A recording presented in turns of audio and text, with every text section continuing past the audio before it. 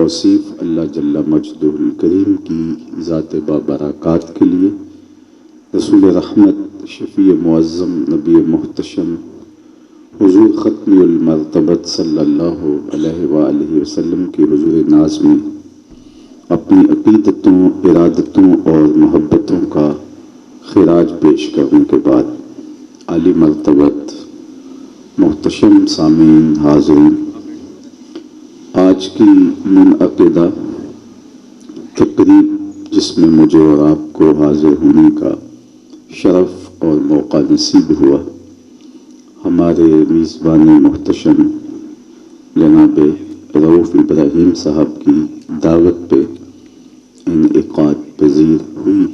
اس کی برکتیں انہیں اور آپ سب کو اللہ نصیب فرمائے۔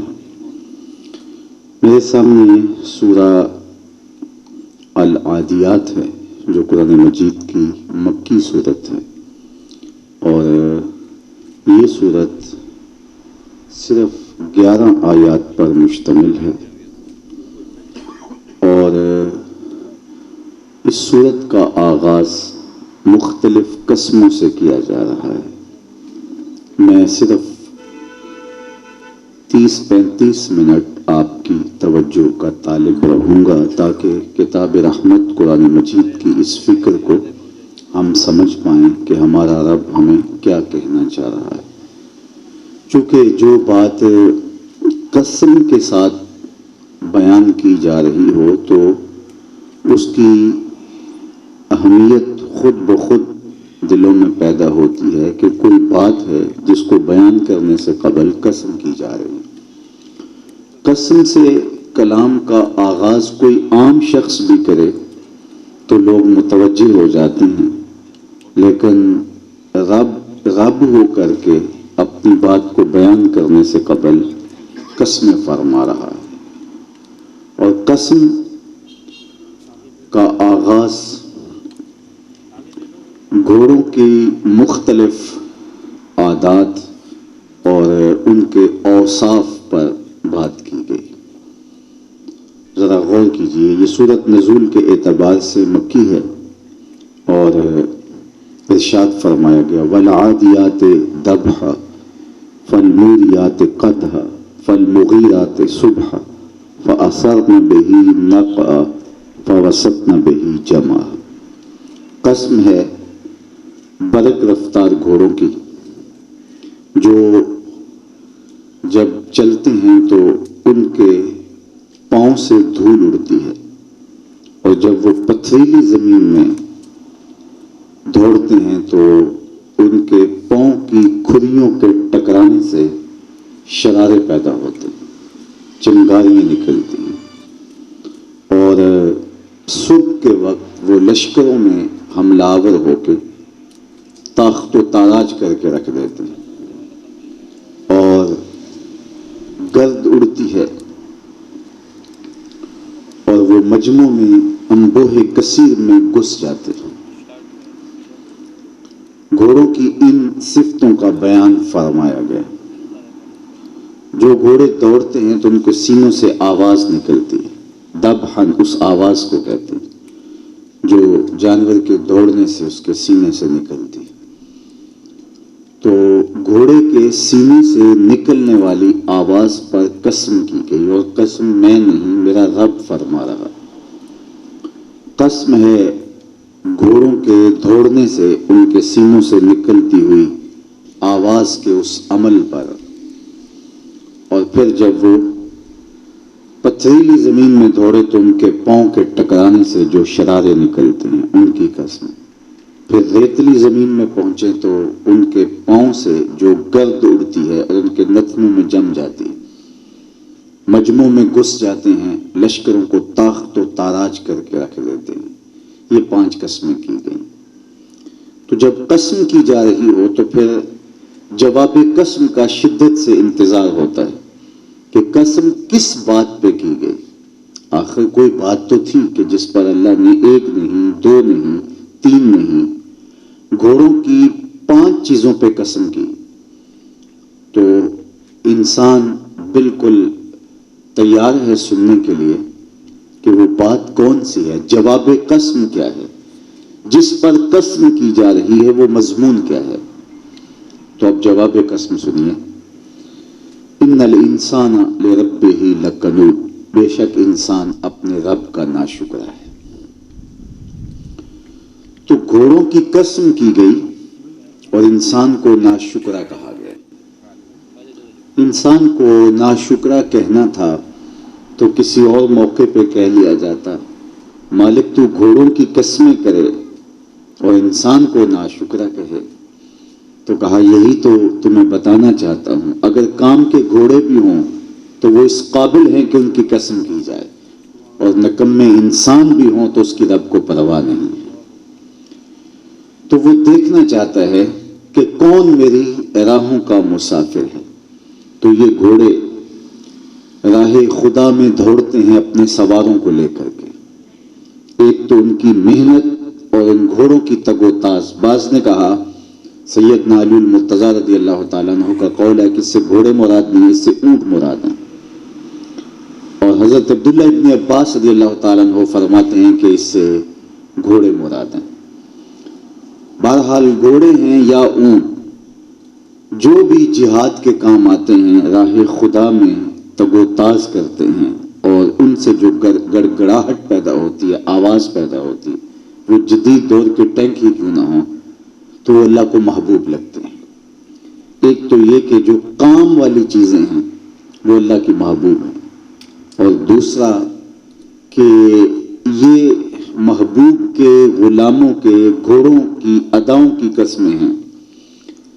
تو یہ شعور دیا گیا کہ محبوب کی ذات تو بہت بلند ہے، محبوب کے غلاموں کے گھوڑوں کے پاؤں سے لگی ہوئی کھلیوں کے ٹکرانے سے جو شرارے نکلتے ہیں، اور ان کے پاؤں کے ساتھ لگنے سے جو دھول اڑتی ہے، اور ان کے سینوں سے جو آواز پیدا ہوتی ہے، رب رب ہو کے اس آواز کی بھی قسمیں کر رہا ہے۔ سید قطب نے یہاں بڑی خوبصورت بات کی، کہا بات قسم کی چلی تو اللہ نے محبوب کے شہر کی قسم بھی کی، لا اقسم بہذا البلد، مجھے قسم ہے شہر کی، اور سورہ البلد بالاتفاق مکی ہے، تو پھر ھذا البلد سے مراد مکہ المکرمہ ہے، تو مکہ المکرمہ کی قسم کیوں کی؟ لا محالہ طور پہ ذہن میں آتا ہے وہاں کعبۃ اللہ ہے، مقام ابراہیم ہے، چاہے زمزم ہے، صفا و مروہ ہے، مزدلفہ ہے، منا ہے، عرفات ہے، قدم قدم پہ انوار کی برستی برکھا ہے، شاید اس لیے قسم کی، شاید اس لیے کی، شاید اس لیے کی، لیکن اللہ نے بیان فرما دیا کہ میں نے قسم کی کیوں ہے شہر کی، لا اقسم بہذا البلد، مجھے قسم ہے شہر کی، یعنی مکہ المکرمہ کی قسم کیوں کی، وَأَنْتَ حِلٌّ بِهَذَا الْبَلَدِ، اس لیے محبوب اس شہر کی گلیوں نے تیرے قدم چومے، اے انت مقیم فی ھذا البلد، امام قرطبی نے لکھا کہ آپ کی اقامت اس شہر میں ہے، آپ کے انفاس کی خوشبو کی مہک اس شہر کی ہواؤں نے سن لی ہے، اس لیے مجھے قسم ہے اس شہر کی، وَأَنْتَ حِلٌّ بِهَذَا الْبَلَدِ، اس لیے کہ محبوب یہاں آپ جو رہتے ہو، اس لیے مجھے شہر کی قسم، کبھی حضور کی عمر کی قسم کی، کبھی زلفوں کی قسم کی، کبھی رخ زیبا کی قسم کی، اللہ اکبر۔ اور یہاں قسم کی بات بڑی تو نہ صرف محبوب کی قسم، نہ صرف محبوب کے غلاموں کی قسم، محبوب کے غلاموں کے گھوڑوں کے پاؤں سے لگی ہوئی کھلیوں کے ٹکرانے سے جو گرد اڑتی ہے اور جو شرارے پیدا ہوتے ہیں، اللہ فرماتا ہے مجھے وہ بھی محبوب ہے، اللہ اکبر۔ اور یہ ایک نہیں، دو نہیں، یہ 5 چیزیں ارشاد فرمائیں، اور 5 چیزیں ارشاد فرمانے کے بعد کیا کہا، ان الانسان لربہ لکنود، بے شک انسان اپنے رب کا ناشکرا ہے۔ تو نسبت اگر رسول سے ہو تو ذات کا گھوڑا بھی ہو تو وہ بھی اچھا لگے گا، اور نسبت رسول سے نہیں ہے تو چاہے چمکدار چہرہ کیوں نہیں رکھتا، ابو جہل کہلائے گا۔ تو وہاں یہ نہیں دیکھا جاتا کہ کون کون ہے، دیکھا جاتا ہے کس کو میرے رسول سے نسبت ہے۔ ہم نے قطرہ دیکھا نہ کبھی دریا پہ غور کیا، بس جہاں تیری جھلک نظر آئی وہیں ڈوب گئے۔ تو کہا محبوب قسم ہے اللہ اکبر ان گھوڑوں کی جو دوڑتے ہیں تو ان کے سینوں سے آواز نکلتی ہے اور ان کے پاؤں کے ٹکرانے سے شرارے پھوٹتے ہیں. اللہ اکبر. یہ ساری چیزیں بیان کرنے کے بعد کہا ان الانسان لربہ لکنود، بے شک انسان اپنے رب کا ناشکر ہے. قنوت پر علماء نے، حضرات مفسرین نے بڑی طویل گفتگو کی ہے، لیکن اس کا سادہ مفہوم یہی ہے کہ ناشکرے کو قنوت کہتے ہیں.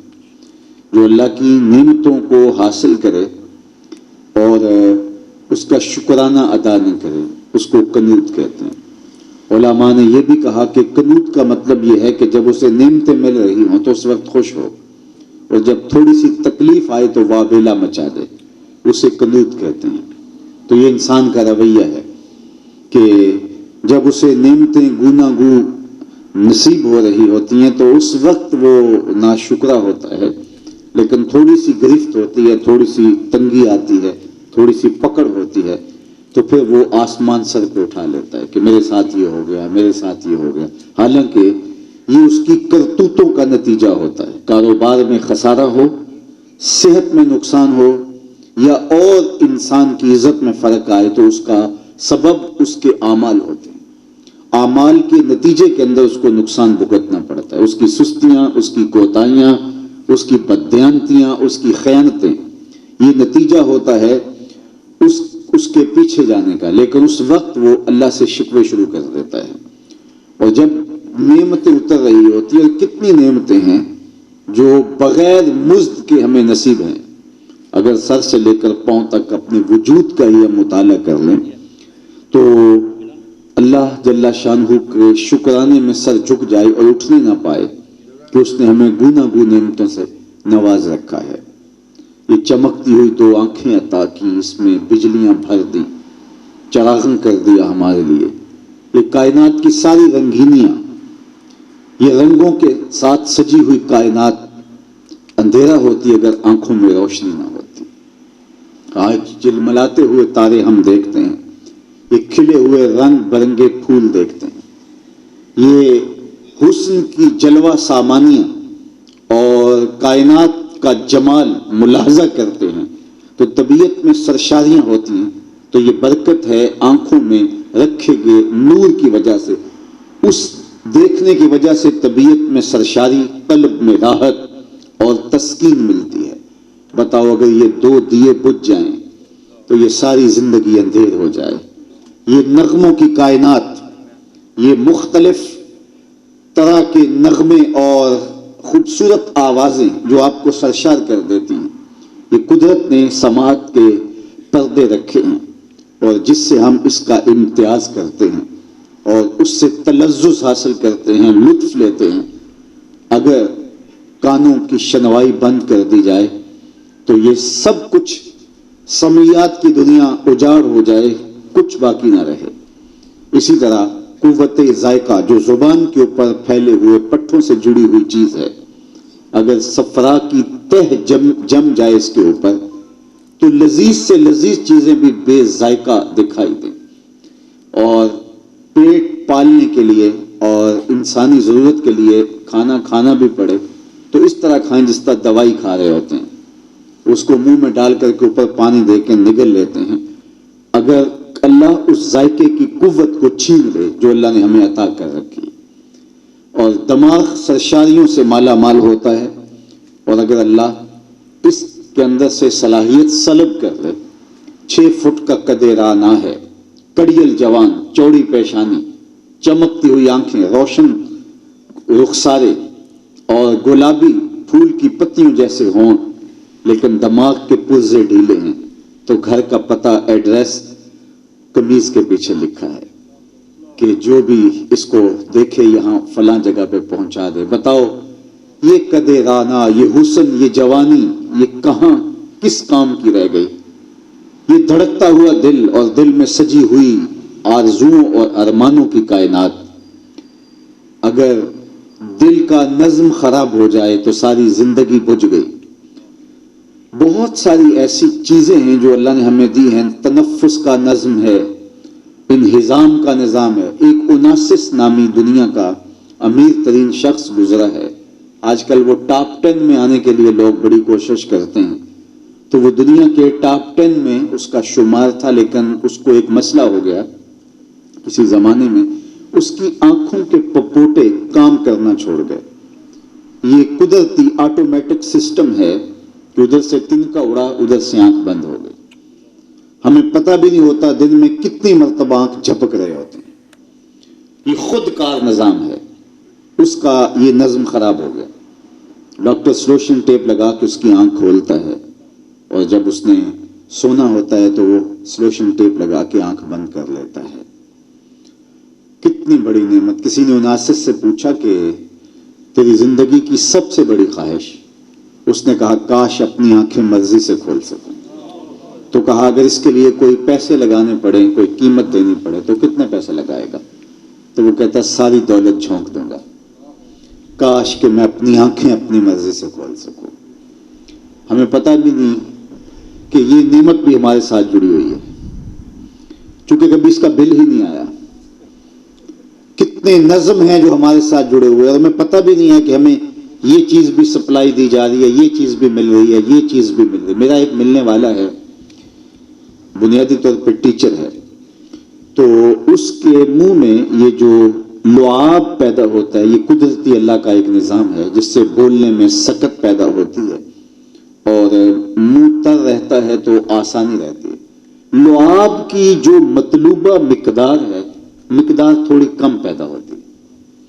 ہم تو بار بار تھوک رہے ہوتے ہیں، لیکن اس کی مقدار مطلوبہ ضرورت سے کم پیدا ہوتی ہے۔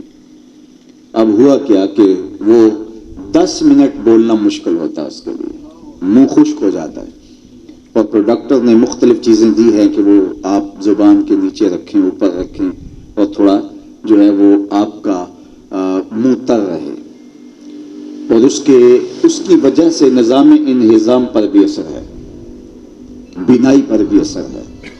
کبھی میں نے اور آپ نے سوچا یہ بھی کوئی نعمت ہے؟ یہ قدرتی گریس جو منہ کو تر رکھتی ہے، بولنے میں مدد دیتی ہے، اور ہم فر فر بول رہے ہوتے ہیں۔ ہم نے کبھی یہ سوچا ہی نہیں کہ یہ آنکھوں کے پپوٹوں کا خود کار نظام دولت ہے۔ ہم نے کبھی یہ سوچا ہی نہیں ہے کہ منہ کے اندر جو رکھا گیا لعاب ہے، یہ بہت بڑی دولت ہے۔ یہ پچھلے دنوں میں سلسلہ چلتا رہا پلیٹلیٹس کا، لوگوں کو پتہ ہی نہیں تھا کہ یہ بھی کوئی نظم ہوتا ہے۔ تو انسان اپنے اندر اتر کر کے دیکھے کہ کیا کیا میرے رب نے اس کو عطا کر رکھا ہے، اور لیکن اس نے کبھی ان کو اس نعمتوں کا ادراک بھی نہیں ہے، شکریہ کیسے ادا کرے گا؟ جن نعمتوں کا ادراک ہے اس کا شکر ادا نہیں کر پاتا، اور جن نعمتوں کا ادراک تک بھی اس کو نہیں ہے۔ شیخ سعدی شیرازی فرماتے ہیں کہ ایک سانس میں 2 مرتبہ بندے کو اللہ کا شکر ادا کرنا چاہیے۔ سانس خیر سے اندر چلی گئی تو شکریہ ادا کرے، اور پلٹ کے واپس آ گئی تو اللہ کا شکریہ ادا کرے۔ اگر جانے والی سانس اندر رک جائے اور باہر نہ آ پائے تو بندہ کیا کر سکتا ہے؟ اور باہر سے سانس اندر نہ جا سکے تو زندگی کا نظم وہیں رک جائے، تو ایک سانس میں 2 مرتبہ سعدی شیرازی علیہ رحمہ فرماتے ہیں اے بندے تیرے اوپر شکریہ ادا کرنا واجب ہے۔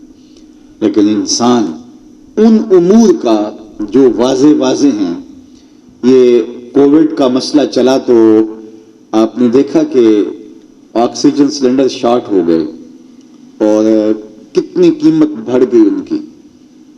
تو میں ان دنوں کے اندر جگہ جگہ کہا تھا، میں نے کہا کہ اللہ نے ہمیں یہ مفت میں چیز عطا فرما رکھی ہے، اگر خوراک کی طرح، لباس کی طرح، مکان کی طرح اگر ہمیں یہ بھی خریدنی پڑے، آکسیجن بھی اپنی ضرورت کی، اور ہر بندہ سلنڈر لے کر کے جو ہے وہ لائن میں لگا ہوا ہو، تو مجھے بتاؤ زندگی کتنی اوکھی اور مشکل ہو جائے۔ لیکن میرے رب نے یہ نعمت فراواں عطا کی اور کبھی بل بھی نہیں بھیجا۔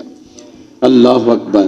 لیکن پھر بھی اتنا کچھ ہونے کے باوجود تھوڑی سی تکلیف آئے تو وہ ناشکری کرتا ہے۔ نعمتوں کا شکرانہ ادا نہ کرنا اور معمولی تکلیف پر ناشکری اور جو ہے وہ اللہ تعالیٰ پر شکوے کی زبان کھول لینا، یہ قنوت کا رنگ ہے۔ تو فرمایا اللہ نے کہ دیکھو یہ گھوڑے کتنے کتنی محنت کرتے ہیں اور اللہ کو اس لیے محبوب ہیں کہ یہ راہ حق میں اچھائی کی راہ پہ گامزن ہیں. اور تم اگر میرا شکر ادا نہیں کرو گے تم انسان بنے پھرتے ہو، لیکن مجھے تمہاری کوئی قدر و قیمت نہیں ہے اگر تم میری راہوں پہ نہیں ہو. تمہارا رنگ کتنا بھی چٹا کیوں نہیں ہے، تمہارا قد شمشاد قد ہی کیوں نہیں ہے، تمہاری آنکھیں نرگسی کیوں نہیں ہیں، تمہارے ہونٹ گلابی کیوں نہیں ہیں، ابھرے ہوئے رخسار چاند کو شرما رہے ہوں، لیکن اگر تمہارے سینے کے اندر دین کے لیے تڑپ اور محبت نہیں رکھی گئی تو میں رب تمہاری پرواہ نہیں کرتا. مجھے وہ گھوڑے عزیز ہیں جو گرد میں دوڑتے ہیں اور ہر طرف دھول اٹھتی ہے، اس لیے کہ وہ راہ خدا میں چلنے والے گھوڑے ہیں. تو گھوڑوں کی قسم کر کے حضرت انسان کو جو ہے وہ کھری کھری سنائی کہ یہ قنوت ہے. دوسری بات وَإِنَّهُ عَلَىٰ ذَلِكَ لَشَهِيدٌ، اور اس پر کوئی دلیل دینے کی ضرورت نہیں ہے، وہ خود اس بات پر گواہ ہے. اگر وہ غور کرے تو وہ واقعی قنوت ہے، ناشکرہ ہے. اللہ کی نعمتوں کا شکرانہ ادا کرنا اس کے لیے کتنا بھاری پڑ جاتا ہے. یہ تو 5 وقت نماز بھی پڑھے تو جتنی جلدی میں پڑھ رہا ہوتا ہے، جس قدر ٹکرے مار رہا ہوتا ہے، کیا اللہ کو سجدہ کرنے کا یہ انداز ہونا چاہیے؟ اور کہاں خیال بھٹک رہے ہوتے ہیں، کہاں سوچ آوارگی میں مبتلا ہوتی ہے اور کھڑا مسئلے پہ ہوتا ہے. آپ جو ہے وہ ملک کی مقتدر شخصیات کو ملنے جائیں تو حاضر باش ہوتے ہیں، اپنی ساری توجہات ان کی طرف ہوتے ہیں اور پورے آداب کی رعایت رکھتے ہیں، اور اللہ کے حضور ہوں تو خیال ادھر بھٹک رہے خیال ادھر بھٹک رہے. وہ کتنا کریم ہے کہ پھر بھی کرم نوازیوں کی بارش برسا رہا ہوتا ہے. کبھی اس نے دروازے رزق کے بند نہیں کیے کہ یہ ناشکرہ ہے میں اس کے رزق کے دروازے بند کر دوں. کبھی سورج کو منع نہیں کیا کہ اس کے گھر میں اس کے آنگن میں روشنی نہ ڈالنا یہ ناشکروں کا گھر ہے. وہ برابر دے رہا ہے لیکن اس کی قدر اللہ کی نظر میں نہیں ہے. اس کو قنوت کہا گیا اور کہا کہ اگر تم غور کرو تو تم خود جانو گے کہ تم ناشکرے ہو. وَإِنَّهُ عَلَىٰ ذَلِكَ لَشَهِيدٌ، وہ خود اس بات پر گواہ ہے. وَإِنَّهُ لِحُبِّ الْخَيْرِ لَشَدِيدٌ، خیر کی محبت میں بہت سخت ہے. یہاں خیر سے مراد حضرت عبداللہ ابن عباس اور باقی سارے لوگ کہتے ہیں دولت ہے، یعنی دولت کی محبت میں یہ بہت آگے ہے. اس کو 2 دنی 4 کا جو پہاڑا ہے یہ اچھی طرح سے آتا ہے، یہ پیسے گننا اچھی طرح جانتا ہے اور اس کی محبت میں یہ بہت آگے نکل جاتا ہے. اس کو دین سیکھنے میں دقت ہے، اس کو دیگر امور کے اندر مشکلات ہے، لیکن یہ اچھی طرح سے جانتا. وَإِنَّهُ لِحُبِّ الْخَيْرِ لَشَدِيدٌ، یہ تو اللہ تعالیٰ جل شانہ نے کہانی بیان فرمائی اور پھر اس کے بعد تنبیہ کا انداز دیکھیے. قرآن مجید کی اس صورت کا عمود ہیں یہ لفظ، نقطہ کمال ہیں، جو صورت کا نقطہ عروج ہیں. اس کی طرف آپ کی توجہ چاہوں گا اور میری گفتگو بس اختتام کی طرف پہنچ رہی ہے. افلا یعلم اذا بعثر ما فی القبور. اللہ اکبر. اللہ فرماتا ہے کہ وہ جانتا نہیں ہے انسان کے جب وہ قبر سے اٹھایا جائے گا. بعثرہ کے اندر جو صوتی آہنگ ہے وہی روح کو جھنجھوڑ کے رکھ دیتا ہے اور انسان کو جھنجھوڑ کے رکھ دیتا ہے. لفظوں کی تاثیر اور لفظوں کا رنگ اور آہنگ بتا رہا ہے کہ اللہ کا قہر و غضب و جلال برس رہا ہے اور تنبیہ کی جا رہی. افلا یعلم اذا بعثر ما فی القبور. انسان وہ وقت بھول گیا، تو جانتا نہیں جب قبروں سے اٹھایا جائے گا. وحصل ما فی الصدور، اور جو کچھ سینوں میں ہے وہ سب کچھ تشت ازبام ہو جائے گا. آج تو ایک دوسرے سے ہم پوشیدہ ہیں، زبان پہ کچھ ہے، دل میں سینے میں کچھ چل رہا ہے، لیکن اس دن ہر شے تشت ازبام ہو جائیں گی. یوم تبلی السرائر فما له من قوت ولا ناصر. سورہ الطارق کے اندر ارشاد فرمایا وہ دن آنے والا ہے جب راز فاش ہو جائیں گے. تبلی السرائر، جب سر اور راز فاش ہو جائیں گے اور کوئی کسی کے پاس طاقت نہیں ہوگی کہ ان رازوں کو فاش ہونے سے روک سکے، اور تشت ازبام ہونے سے کوئی رشوت نہیں چل سکے گی، کوئی رسول کوئی سفارش کچھ نہیں چل سکے گا. ایک ایسی عدالت لگنے والی ہے جہاں ہر چیز تشت ازبام ہونے والی ہے اور ہر چیز نکھر کے سامنے آنے والی ہے. تو فرمایا وحصل ما فی الصدور، اور جو کچھ سینوں میں ہے وہ کھل کے سامنے آ جائے گا۔ بتاؤ پھر کیا بچے گا جب سینوں کی چھپی باتیں بھی سامنے ہوں گی، جو عمل کیے، جو رویے تھے، کسی سے ظلم کیا، کسی کی زمین دبا لی، کسی کے پیسے مار لیے، کسی سے زیادتی کی، کسی کو حقیر جانا، کسی کو نقصان پہنچانے کے درپے رہا، کسی کو ذلیل کیا، کسی کو اذیت پہنچائی، کسی کا نقصان کیا، یہ چیزوں تو سامنے آئیں گی، لیکن کیا باقی بچے گا؟ جو روح بعمل چیزیں نہیں ہوئی تھی، جو شرور سینے میں پل رہی تھی، جو کسی کے لیے نفرت اور کسی کو نقصان پہنچانے کے ارادے جو ابھی تکمیل پذیر نہیں ہوئے، جو شر اور گناہ کی آرزوئیں سینوں کے اندر تھی، وہ روح پذیر نہیں ہوئی، جب وہ بھی کھل کے سامنے آ جائے گی تو باقی بچے گا کیا؟ تو وہ کتنا سخت دن ہوگا۔ وَحُصِّلَ مَا فِي الصُّدُورِ، اچھل کے سب کچھ باہر آ جائے گا، جو کچھ سینوں میں ہے وہ تشت ازبام ہو جائے گا۔ اے داور حشر، میرا نامہ اعمال نہ پوچھ، اس میں کئی پردہ نشینوں کے بھی نام آتے ہیں۔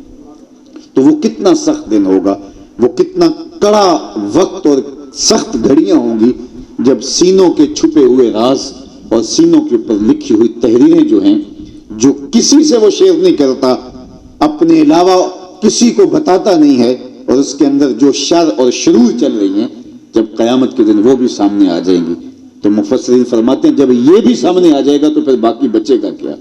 پھر فرار کا کیا راستہ ہوگا؟ تو یہ صورت ہمیں بتاتی ہے کہ ہم اپنی نیتوں کو بھی پاک کریں، اپنے ارادوں کی طہارت کا سامان کریں، اور اپنی سوچوں کو ہر طرح کی آوارگی سے محفوظ کریں۔ عمل کی عفت اور عمل کی خوبصورتی تو اس صورت کا مضمون ہے ہی ہے، اور اپنے ارادوں کی تطہیر جو ہے وہ اس صورت کا مضمون یہاں بتایا جا رہا ہے کہ آپ ارادوں کی بھی تطہیر کریں گے اور اپنی سوچوں کو بھی آوارہ ہونے سے بچائیں گے۔ وَحُصِّلَ مَا فِي الصُّدُورِ إِنَّ رَبَّهُمْ بِهِمْ يَوْمَئِذٍ لَخَبِيرٌ، اس دن تمہارا رب ہر شے سے باخبر ہوگا۔ اللہ آج بھی باخبر ہے، لیکن آج وہ باخبر ہونے کے باوجود جو ہے وہ تمہیں بتاتا نہیں ہے اور تمہیں لوگوں کے سامنے کھولتا نہیں ہے۔ اس لیے ان ربہم بہم یومئذ لخبیر، یہ اس لیے کہا گیا کہ اس دن پھر وہ بتائے گا کہ تمہارے اندر کیا تھا، اور تمہاری ان چیزوں کو متشکل صورت میں لا کر کے اس کا وزن بھی کیا جا رہا ہوگا۔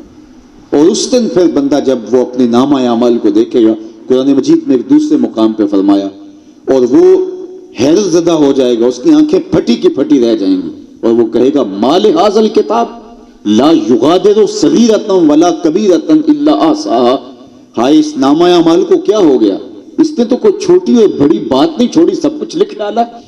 لیکن قرآن نے تو پہلے کہا تھا کہ کرامن کاتبین تمہارے کندھوں پہ بٹھا رکھیں، تمہارے اعمال ان کی نگاہوں میں ہیں، اور وہ جو تم کر رہے ہو وہ لکھ رہے ہو، اچھائی بھی اور برائی بھی، اور تمہیں موقع بھی فراہم کرتے ہیں، لیکن اگر تم اس سے فائدہ حاصل نہیں کرتے اور تم آخرت کو فراموش کر چکے ہو، تمہاری زندگی کا مقصود یہ دنیا ہی ہو گیا ہے، تو پھر تم جو چاہو کرو۔ اللہ نے تمہیں ایک لمبی مہلت عطا کی ہے، لیکن ایک دن بہر صورت آنے والا ہے جس دن سارے اعمال تشت ازبام بھی ہوں گے، ان کا وزن بھی کیا جائے گا، بلکہ ارشاد فرمایا ثم لتسألن یومئذ عن النعیم، ایک دن ایسا آنے والا ہے جس دن ایک ایک نعمت کے بارے میں بندے سے سوال کیا جائے گا۔ آج جتنی آسودہ زندگی ہم گزار رہے ہیں، جتنی سہولت سے بھری ہوئی زندگی ہم بسر کر رہے ہیں، تو کیا اس زندگی کا ہم سے حساب نہیں لیا جائے گا؟ ایک ایک عمل کا، ایک ایک رویے کا، ایک ایک حرکت کا، ایک ایک سکنت کا، طرز عمل کا، انداز معاشرت کا، دی گئی نعمتوں کا، آسودگیوں کا، جو کچھ بھی ہماری زندگی میں ہے اللہ نے اس کا حساب لینا ہے۔ تو میرے رب نے ہمیں اس دنیا کی زندگی میں، چونکہ ہم نے قرآن کھول کر کے دیکھنے کی زحمت نہیں کی، ہم صرف فضائل سننے کے عادی ہو گئے، اور ہمارا مزاج اور طرز زندگی یہ ہو گیا کہ ہم چند چیزوں کو ہی اپنے ساتھ جوڑ کر کے اپنی آنکھیں بند کر لیتے ہیں، اور حقوق اللہ اور حقوق العباد یہ تو ہماری ترجیحات ہی نہیں رہی۔ لیکن سورہ عادیات ہمیں بتاتی ہے کہ تمہاری زندگی ایک اخروی زندگی کے سامنے کھل کر کے پیش ہونے والی ہے، بلکہ اللہ تعالیٰ جل شانہ نے سورہ الفجر کے اندر ارشاد فرمایا کہ اس دن جب نامہ اعمال کھلے گا تو پھر بندہ بے ساختہ کہے گا یا لیتنی قدمت لحیاتی، کاش میں اپنی اس زندگی کو، دنیا کی زندگی کو آخرت کی زندگی کے لیے آگے بھیج دیا ہوتا، اس زندگی کی ایک ایک سانس اس زندگی کے لیے گزاری ہوتی، لیکن اس دن کے پچھتاوے سے کچھ نہیں ہوگا۔ آج کا پچھتاوا کل کی بہتری کا ضامن ہو سکتا ہے، لیکن کل کا پچھتاوا سوائے حسرت، دکھ، اذیت بڑھانے کی اور کچھ نہیں ہوگا۔ وہ کسی نے کہا تھا وقت پر کافی ہے ایک قطرہ بھی آب خوش ہنگام کا، جل گیا جب کھیت برسا می تو پھر کس کام کا۔ پھر پچھتاوا کس معنی میں، جب سب کچھ ہاتھ سے نکل جائے گا۔ قرآن مجید کی اس صورت کا مطلوب یہ نہیں ہے کہ ہم کاروبار زندگی چھوڑ کے ہم آخرت کمانے میں لگ جائیں اور دنیا کو ترک کر بیٹھیں۔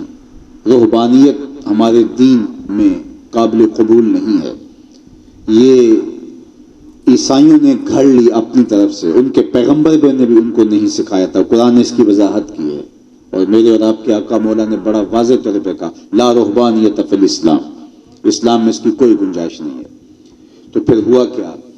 اس لیے ہم اپنی پوری زندگی کو اس طرح مرتب کریں، کاروبار ہے، نجی زندگی ہے، سیاسی زندگی ہے، کاروباری زندگی ہے، گھریلو زندگی ہے، ازدواجی زندگی ہے، کہ ہمیں اس زندگی کے لیے شریعت کے رہنما اصول ہمارے لیے کیا ہیں، ان کو ملحوظ رکھ کے اپنے عمل کا آغاز کر دیں۔ پھر آپ دکان پہ بیٹھ کے ان اصولوں کے پیش نظر رزق کما رہے ہیں تو گنبد خضرا سے آواز آ رہی ہے التاجر الصدوق الامین مع النبیین والصدیقین، سچا تاجر قیامت کے دن پیغمبروں کے ساتھ اٹھایا جائے گا۔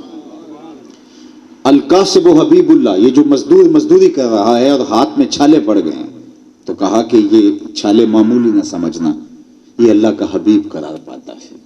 کتنا بڑا اعزاز ہے، کتنا ما وضع فی امرہ فہی صدقہ، جو تم کمائی کرتے ہو اور تم باہر سے کوئی آئس کریم لے آتے ہو، کوئی فروٹ لے آتے ہو اور آ کے اپنی بیوی کو دیتے ہو، اور یہ بطیبِ خاطر کرتے ہو، تمہارا نفس چاہ رہا ہوتا ہے، لیکن چونکہ رزق حلال تھا اور جس کے لیے لے کر آئے ہو وہ رشتہ بھی حلال ہے، ما وضع فی امرہ فہی صدقہ، فرمایا جو وہ لقمہ تم اپنی بیوی کے منہ میں رکھتے ہو، تمہیں تو خوشنودی ہوئی ہے، بیوی خوش ہو گئی، لیکن فرمایا تمہارا رب اس چیز کو بھی تمہارے لیے صدقے کے کھاتے میں لکھے گا۔ تم جو اپنے بچوں کی تربیت میں لگے ہو، ان کو خوراک بہم پہنچاتے ہو، ان کی تعلیم پہ خرچ کرتے ہو، وہ بھی صدقے میں لکھا جائے گا۔ بلکہ تم نے فصل لگائی اور فصل سے چڑیاں آ کے کچھ اپنی قسمت کا چگ کے چلی گئیں، کہا تمہارے رب نے اس کو بھی صدقے کے کھاتے میں لکھا ہے۔ یہ دیکھو دین، اگر ہم اپنی راہوں کو درست کر لیں تو ہمارا ایک ایک عمل دین بن جاتا ہے، اور اگر ہم اپنی راہیں خراب کر لیں اور ہمارا مقصود دنیا بن جائے تو وہ تو اگر ممبر پہ بیٹھ کے اوپر دنیا کمانے کے لیے درس قرآن میں دے رہا ہوں تو پھر یہ میرے لیے بربادی کے علاوہ اور کچھ نہیں ہے۔ میرا مقصد یہ ہو کہ میں آپ سے کوئی اپنی ذات کے لیے وصول کرنا ہے، یا آپ کے دل میں اپنا کوئی مقام پیدا کر کے آپ کا محبوب بننا ہے، آپ کے لیے جو ہے وہ مرجع بن جانا ہے، تاکہ جو ہے وہ آپ میرے گرد اکٹھے ہو جائیں اور جو ہے وہ میں آپ کے لیے سب کچھ بن جاؤں۔ اس دعوت سے رب تک پہنچانا اور رب کی طرف بلانا مقصود نہیں ہے، تو یہ میرا قرآن پڑھ کے سنانا بھی دنیا ہو جائے گا۔ لیکن اگر مقصود اللہ کی رضا جو ہی ہے تو پھر دکان پہ بیٹھ کے کمانا بھی اللہ جل شانہ کی رضا کا سبب بن جائے گا۔ علماء نے لکھا ہے 3 نیتوں کے استحضار کے ساتھ، چونکہ تاجر برادری تشریف فرما ہے تو میں اسی پہ اپنی گفتگو کو ختم کرتا ہوں۔ 3 نیتوں کے استحضار کے ساتھ اگر آپ کاروبار کریں تو وہ عین دین ہے اور تمہیں اس کا ثواب ملے گا۔ سب سے پہلی نیت وہ یہ کہ اپنے آپ کو سوال کی ذلت سے بچانے کے لیے کاروبار کیا جائے، مزدوری کی جائے، تجارت کی جائے، ملازمت کی جائے، کھیتی باڑی کی جائے۔ میری ضرورتیں ہیں، اور اگر میں خود نہیں کماؤں گا تو پھر ظاہر ہے کہ مجھے اپنی ضرورت کی تکمیل کے لیے کسی کے آگے ہاتھ پھیلانا پڑے گا۔ تو اس نیت سے انسان کمائی کرتا ہے کہ میں اپنی ضرورت کو خود پورا کروں اور سوال کی ذلت سے بچ جاؤں۔ اللہ کے محبوب علیہ السلام نے 3 چیزیں قسم کر کے کہی تھیں۔ حضرت ابو کبشہ الانماری سے مروی روایت ہے، فرمایا میں 3 چیزیں قسم کر کے کہتا ہوں، ان میں سے ایک، جب کوئی شخص سوال کا دروازہ کھول دیتا ہے تو اللہ اس کے لیے محتاجی کا دروازہ کھول دیتا ہے۔ دوسری بات حضور نے قسم کر کے کہی تھی، جب کوئی شخص کسی کو معاف کر دیتا ہے میں قسم کر کے کہتا ہوں کہ اللہ اس کی عزت زیادہ کرتا ہے۔ تیسری بات حضور نے قسم کر کے کہی تھی، ما نقص مال عبد من صدقہ، میں اللہ کی قسم کر کے کہتا ہوں کہ صدقے سے مال گھٹتا نہیں ہے۔ تمہارا اکاؤنٹنٹ بتاتا ہے اتنے سے اتنے نکالیں، منہا کریں تو بقیہ اتنے رہ جاتے ہیں، اور کیلکولیٹر کا حساب بھی یہی ہے، تمہارا حساب بھی یہی بتاتا ہے، لیکن میں قسم کر کے کہتا ہوں کہ صدقے سے مال گھٹتا نہیں ہے۔ 3 چیزیں قسم کر کے کہی۔ تو ایک تو اس لیے کاروبار کیا جائے کہ میں اپنے آپ کو سوال کی ذلت سے بچاؤں، میں لینے والا نہ ہوں، میں دینے والا ہوں۔ دوسرا مقصد، اپنے زیر کفالت لوگوں کی ضرورت کو پورا کرنا۔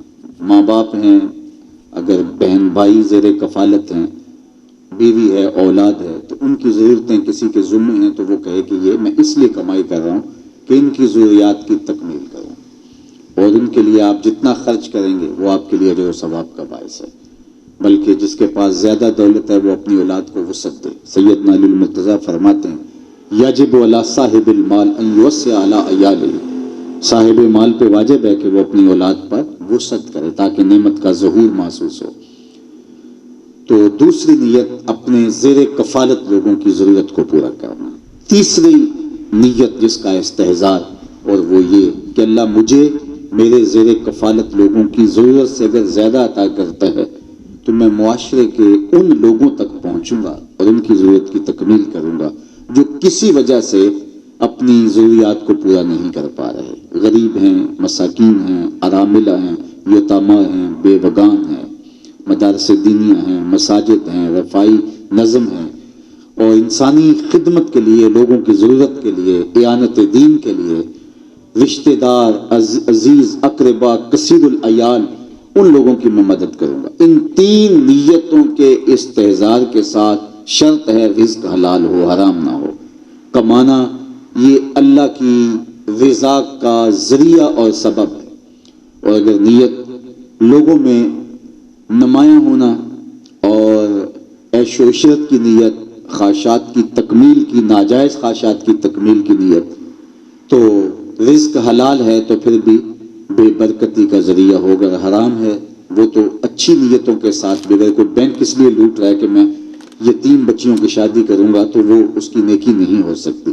تو ان 3 نیتوں کے استحضار کے ساتھ اچھے اعمال بجا لانا اور کاروبار کرنا، وہ مزدوری سے لے کے تجارت تک، وہ عین دین کہلاتا ہے اور اللہ نے اس کے لیے اجر رکھا ہے۔ اس لیے مجھے اور آپ کو پنجگانہ نماز سے لے کر کے دیگر فرائض کی ادائیگی تک، اپنے کاروبار میں اسلام کے بتائے ہوئے طریق سے لے کر کے دیگر امور حیات تک شریعت کے بتائے ہوئے طریق کے مطابق مرتب کرنے چاہیے۔ ماہ سیام ہمیں قرآن سے اس لیے جوڑتا ہے کہ اگر پورا سال ہمیں موقع نہیں مل سکا تو ماہ سیام قرآن کے ساتھ اس طرح جڑا ہوا ہے کہ آقا کریم نے فرمایا کہ ماہ سیام اور قرآن دونوں شفاعت کریں گے، اور روزہ کہے گا کہ اللہ اس نے کھانے پینے سے اپنے آپ کو روک کر میرے لیے تیری رضا جوئی کی، طلب کی، تو میں اس کی شفاعت کرتا ہوں۔ قرآن بھی کہے گا کہ یہ راتوں کی نیندیں میرے لیے چھوڑی اور یہ میری تلاوت میں مصروف رہا، تو اے اللہ میں اس کی شفاعت کرتا ہوں۔ اور حدیث پاک میں آتا ہے روزے اور قرآن کی شفاعت اللہ قبول بھی فرمائے گا۔ تو اس لیے یہ موقع ہے، 15 روزے تو بیت گئے ہیں، بقیہ ہمارے پاس 14 یا 15 روزے باقی ہیں۔ میں آپ کو یہ دعوت دوں گا، جس طرح یہ سورہ العادیات کے مضمون کو آپ نے سنا، تو آپ ایک ایک سورت کر کے مضامین پہ غور کریں۔ دور موجود کے اندر مشکل نہیں رہا، اللہ تعالیٰ نے بہت ذرائع دے دی ہیں جن ذرائع سے آپ قرآن کو سمجھ اور سیکھ سکتے ہیں، اور اپنی زندگی کو ضرور قرآن مجید کی لائی ہوئی تعلیم کے مطابق، دیے گئے نظم کے مطابق ڈھالنے کی کوشش کریں۔ میری آپ سب کے لیے دعا ہے، اللہ آپ کو قبول فرمائے، اپنی پناہیں دے، امان دے، حفاظتوں کا حصار دے، دنیا دین کی بلائیاں ہماری جھولیوں میں ڈال دے۔ ہمارے میزبان محتشم کو اللہ جزا دے۔ آپ سب لوگوں کے واپس گھروں تک پہنچنے سے پہلے اس اجتماعی نور کی برکتیں اللہ نصیب کر دے۔ میں انہی کلمات کے ساتھ اپنی گفتگو کو سمیٹتا ہوں۔ وآخر دعوانا ان الحمدللہ رب العالمین۔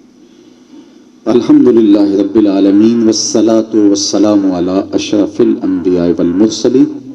مالک اٹھے ہوئے ہاتھ کبھی بھی خالی نہ موڑنا، پھیلی ہوئی جھولیاں رحمتوں سے بھر دینا، بخت کی بہاریں نصیب فرما دینا، مقدر کی خزائیں رخصت کر دینا۔